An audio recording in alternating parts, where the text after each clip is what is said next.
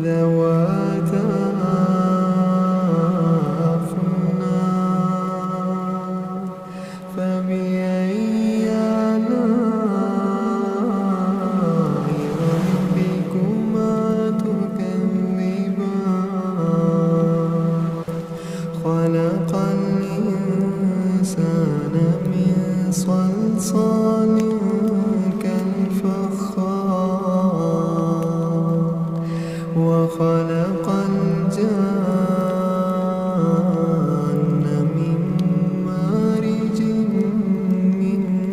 نار فبأي آلاء ربكما تكذبان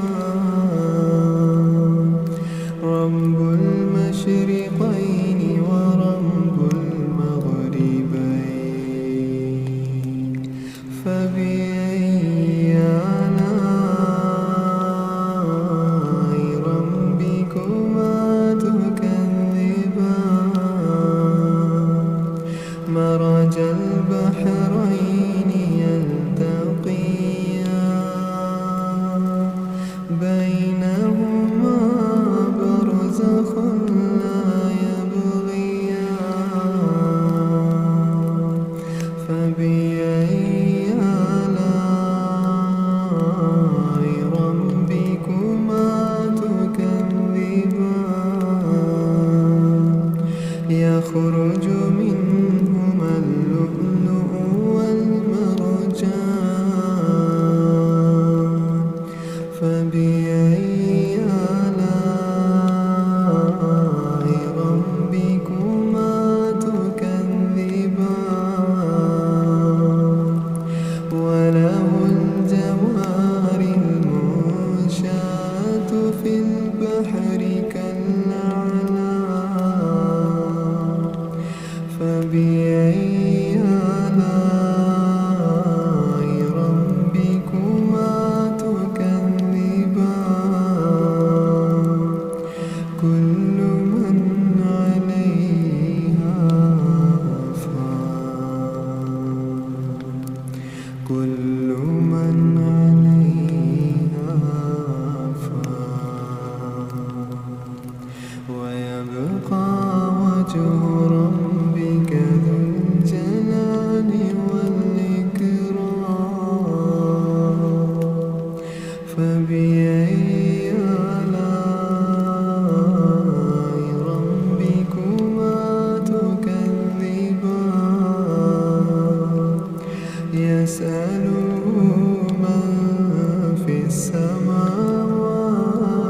والأرض كل يوم هو في شأن فبأي آلاء ربكما تكذبان سنفرغ لكم أيها الثقلان فبأي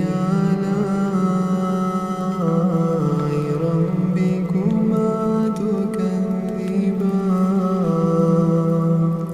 يا معشر الجن والإنس إن استطعتم أن تنفذوا من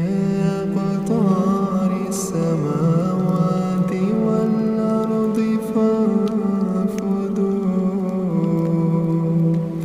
لا تنفذون إلا بسلطان فبأي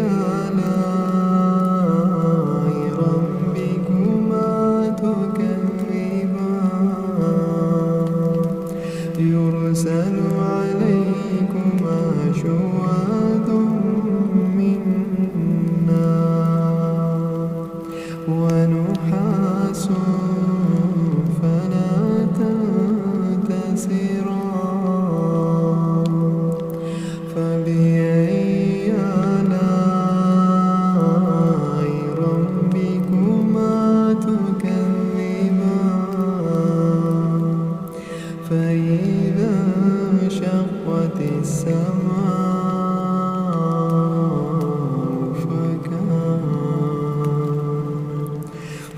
فكانت وردة كالدهان فبأي آلاء ربكما تكذبان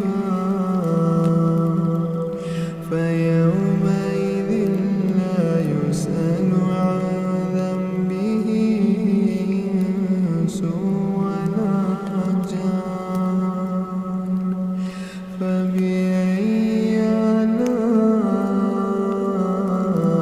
ربكما تكذبان يعرف المجرمون بسيماهم فيؤخذ بالنواصي والأقدام فبأي آلاء ربكما تكذبان هذه جهنم التي يكذب بها المجرمون يطوفون بينها وبين حميم آن فبأي آلاء ربكما تكذبان ولمن خاف مقام ربه جنتان فبأي آلاء ربكما تكذبان ذواتا أفنان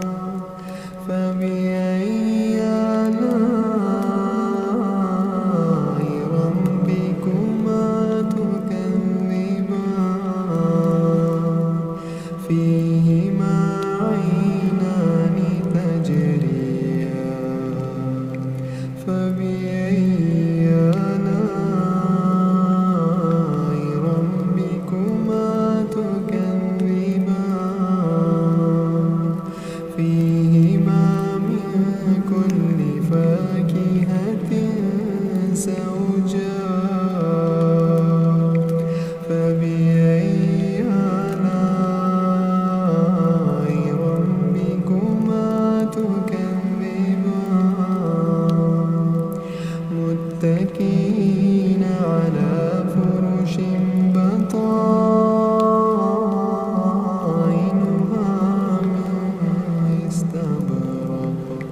وجنى الجنتين دان فبأي آلاء ربكما تكذبان فيهن قاصرات الطرف لم يطمثهن إنس قبلهم ولا جان فبأي آلاء ربكما تكذبان كأنهن